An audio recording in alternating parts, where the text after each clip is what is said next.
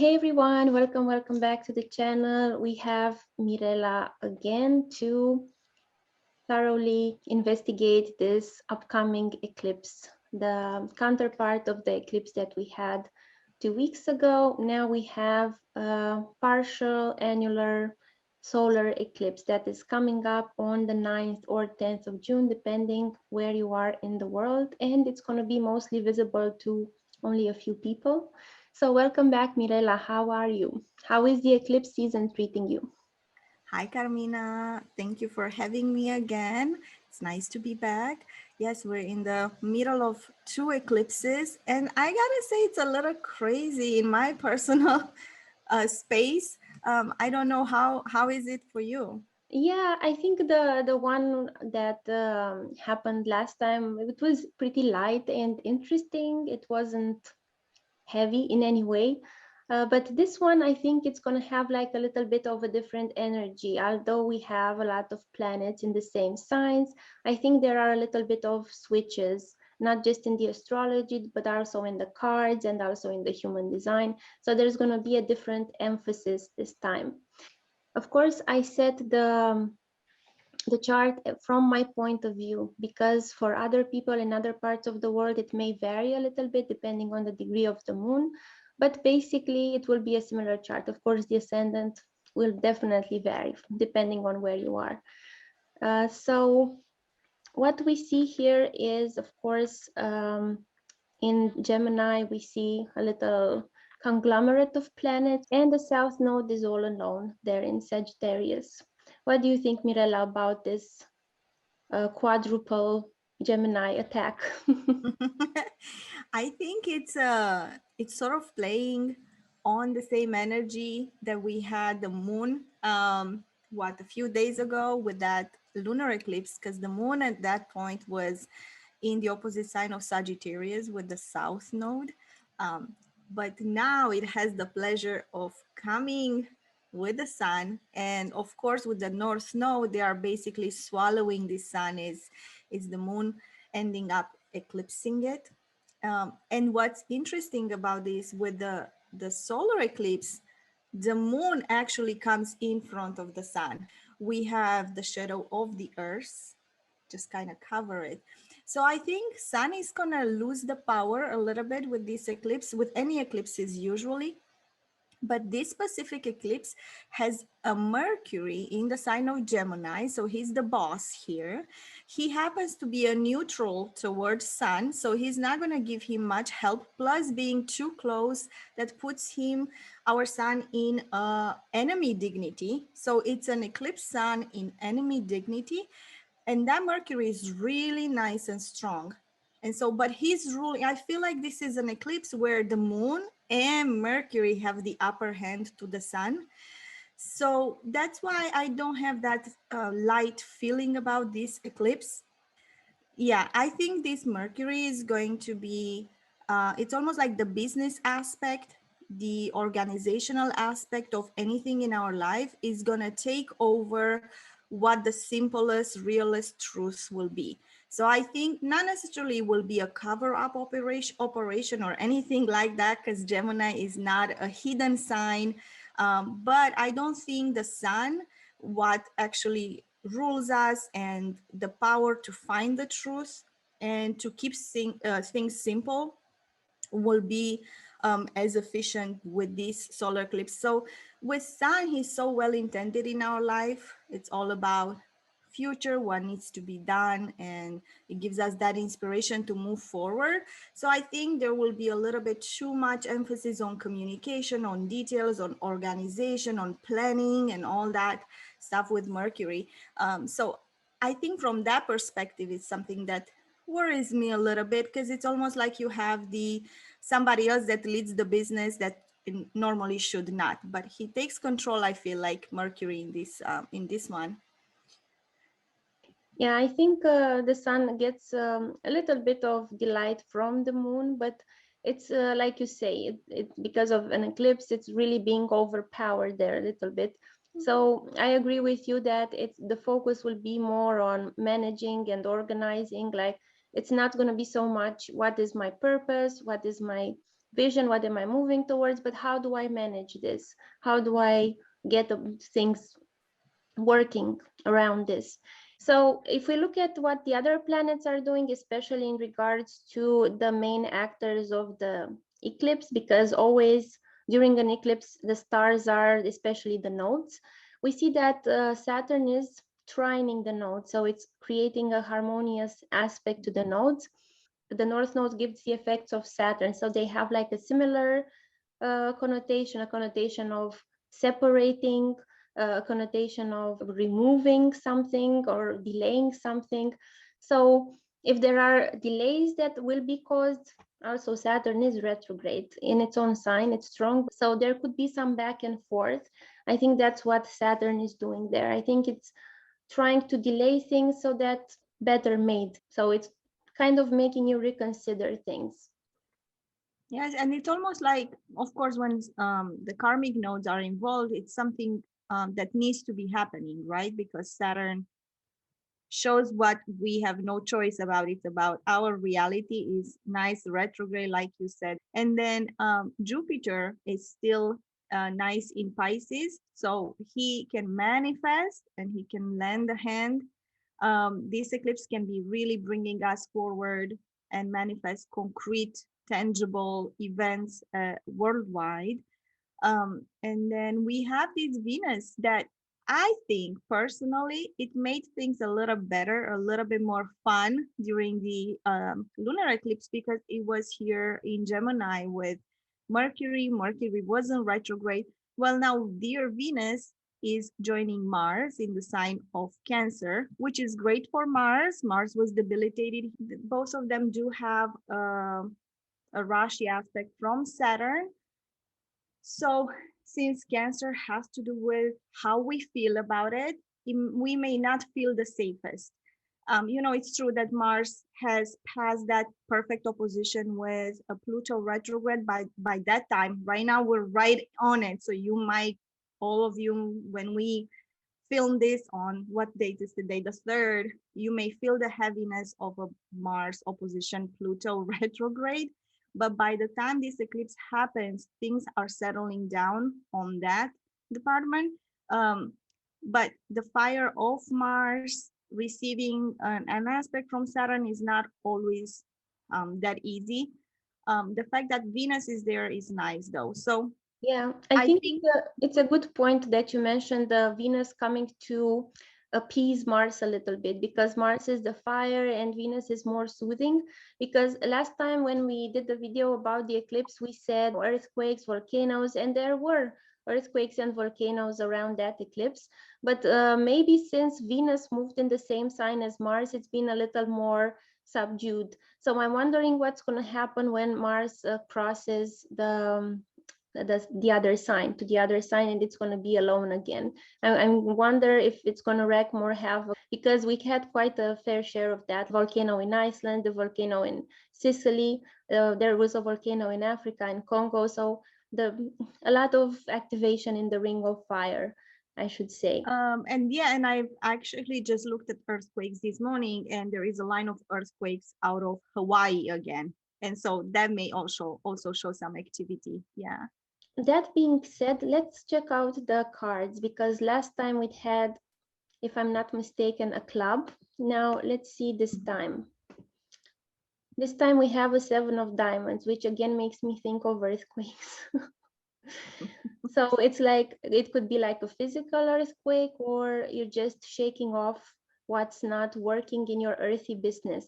So again, I see a theme of managing your concrete things. Like you said, Mercury was the star, he was the boss, it was managing your affairs. And the diamond suit also has to do with concrete, practical, earthy, valuable things. But it's not like how to get them in. It's more like, okay, what am I keeping and what am I gonna leave behind? So this is going to be more the theme of the eclipse. I think the 7 of diamonds also resonates very well with that trine between Saturn and the nodes, because Saturn has the energy of the 7 And it's like, okay, what am I going to move forward with? What are my limitations with resources, with worth, maybe also self-worth, with practical things?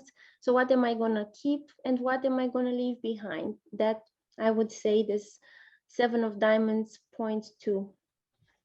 What do you think, Mirella, with the spread of the Seven of Diamonds? We have a lot of hearts there as well. We do. And just like the lunar eclipse, I was talking about Gemini sign and the fact that is involving couples and relationships. Of course, this eclipse, let's not forget, still happens on Gemini. So that energy is still there. And here in Cards of Truth, we do have some hearts, some nice hearts, but we also have some sacrificing that needs to be happening. That Seven of Diamonds is a semi-fixed energy that has a Nine of Hearts in it. So basically, and that we have those two kings, we have two nines in here in the spread. So I think this is about letting go in order to connect to something that's more beautiful, more truthful, more I wouldn't say more real, but something that we should open ourselves up to, but we can't until we finish something or we let go of something or we eliminate something. Look at that Nine of Spades. What do you think of that? You have that Mercury card that's loaded for for this eclipse. Yeah, definitely. I definitely agree with what you said about all this energy of ending, finishing with the seven, the kings, the nines. So that Nine of Spades is the so-called karma yogi card. So it's like you treat your existence, like every day, even the routine of your life, as an act to a higher power, like it's a devotion towards a higher power. It's not an extroverted card. Like this eclipse is more like a an introverted energy and an energy of, like you said, just cutting off what is not working and maybe finding something that is a more genuine that you can connect with. So it's having and not having, like what do I have, what I don't have, how can I be realistic with what I have. Spades are very gritty. It's a very decisive card. It's not here to be distracted so much as maybe the other suits, because spades are the first suit, so they're the most like simple, raw, and it's more psychological and like physical development. So, and it's also very inward. It's not so extroverted, it's more introverted, the energy. So it's really up to the person, the decision.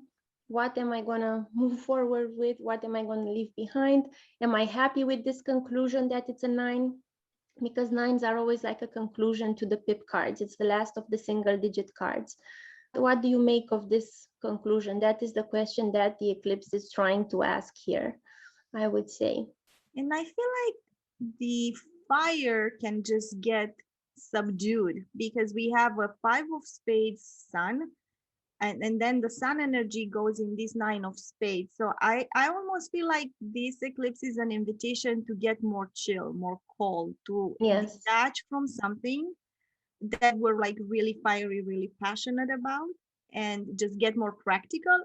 I keep having this. This is an air sign that we talked about, right? And so moon is there in an air sign. Sun does not have the power to glow and show its fire. And then you have Mercury that's more practical. So it's almost like, okay, can we work this out? If it's workable, not. If not, just let it be. So yeah, I have a little bit of chills with this because I feel like we have heavy energy of moving past ourselves, try to see the big picture, try to be more generous regardless of what we personally have in our lives. Yes, definitely. Also, that Pluto there is on the Six of Diamonds. So it's more like, okay, just leave your comfort zone, what you are really, something that you're really comfortable with, because the Six of Diamonds is a luxurious card. Just leave Mhm. that luxury behind and now be realistic. What are you going to keep? What are you going to lose? And sometimes that can be difficult for people. It can be like physically difficult as well, because diamonds is a very much a physical sign. But it depends on everyone's chart on how specific will that affect them. It depends where their sun, their moon is, what personal factors it's impacting. This is more a general collective mood that we are looking at. Yeah, I agree. Have you had the chance to look at human design? I haven't. Sure, let me share the chart. So we see that the sun and the moon are in gate 45, line 3. So gate 45 is part of the throat voices. It's one of the voices on the throat. And this voice says, I have or I have not. So again, this theme of, let's say, not necessarily materialistic, but I'm going to say, yeah, in a way, materialistic. It's like having and not having. And also because it's the line 3, there's a process here of feeling excluded or being excluded and trying to find inclusivity again with line 3 in the 45. So the 45 is the line of the gatherer. It's the queen that gathers the treasures and everything that has for the kingdom. It's a very materialistic gate, let's say. It can be very materialistic. This can be, of course, be used with many other things, but it's part of the so-called money channel, the 4521. So let's just call it for what it is. So there's, again, this managerial aspect. This is not a democratic queen. It's a more like a monarchic queen, like an authoritarian queen. And it's like, okay, I'm going to gather because I want to protect the tribe. I want to protect my kingdom. And for that, I have to gather. But because of the line 3, trial and error. So let's see what we include. Let's see what we exclude from this kingdom that we are gathering for. So over and over with the astrology, with the cards, with the human design, we see this theme of material, physical level, and just seeing what we keep and what we move forward from. But we have to be realistic about it. And it's okay to think also in material terms. You don't have to always think in philosophical terms. The nodes will be like in the last eclipse, in gate 16 of enthusiasm and gate 9 of obsessing over detail. In the last eclipse, I saw the sun and the moon, they were creating a nice channel together. Here, the sun and the moon are going to be in the same gate. Let's see what we are enthusiastic about with gate 16, where the north node is, and let's see what we actually do to what we gather for our kingdom with gate 45. And of course, there's going to be again the focus, obsessive focus, as the nodes are always a little bit compulsive, but especially in the gate 9, there's going to be a little, maybe, not sleeping at night and thinking like, okay, how am I going to do this? It's better to look at the black lines because that's exactly what's happening in that moment. The red lines is what was happening 88 days before the eclipse. So it's like the design of the eclipse. The personality of the eclipse is the black lines. So with black lines, we have the 3955, which is a very revolutionary channel, very rebellious channel. It's formed by Venus and let's see who's in the 55, Venus and Jupiter. They're forming a channel here. So the benefics are forming a revolutionary channel together. It connects the root to the solar plexus, which is the emotional center. So there could be, because the root is the formatting center, it's like the beginning, it's like it sets the tone for the whole design. It's the first one, it's the foundation. So there's going to be some rocking of the world in terms of that, like juggling between the rhythm and the emotional expression, the wave of the emotional expression. And you know what I was thinking? That right now Venus is entering Cancer. It's pretty far from that Pluto that's in opposition, so they don't aspect each other yet. But the next time that they are meeting is at the end of the year when we have Venus is the only time in the year when he's going to go retrograde, and he's going to go retrograde right on that Pluto. So I wonder if some connections that are made now or something like that are going to have back and forth at the end of the year. So for those of you with relationships, I'm just saying, because Pluto can get pretty obsessive. Yes, stalkerish maybe. So yeah, I loved what you said about human design. It's so incredible. Yeah, I think it's an interesting ingredient, a new interesting perspective to bring to a reading. Definitely. Like, I don't think any system has the whole truth, but Yeah. we have some pieces here, some pieces there, and you, by looking from several directions, you can see some patterns. And if you can see the same pattern rising from all directions, then okay, it's something, like we saw Mercury, we saw the Seven of Diamonds, and we saw the Gate 45 of Having. So definitely that's a pattern there. So maybe we'll deal all again with some technological big high tech news. But yeah, I think if Mercury will, I feel like will take the cake, even from the moon. Okay, Mirela, thank you very much for being with us again today. And everyone, go check Mirela's channel. Well, she has a channel in Romanian. I guess you don't speak that, but she also has a channel in English. And I'm going to pin her if she comments from her English channel, or I'm just going to put it in the description box. And Mirela also has a website where she does readings with astrology, with cards, and also more recently with human design as well. She added that to her palette, let's say. I'm open to do readings and maybe soon check out my website if you wanna or like subscribe and then if I have any announcements I'll do. But I'm excited about your courses. So Yeah, we'll see what the eclipse season brings. yeah, thank you so much for having me. Thank you.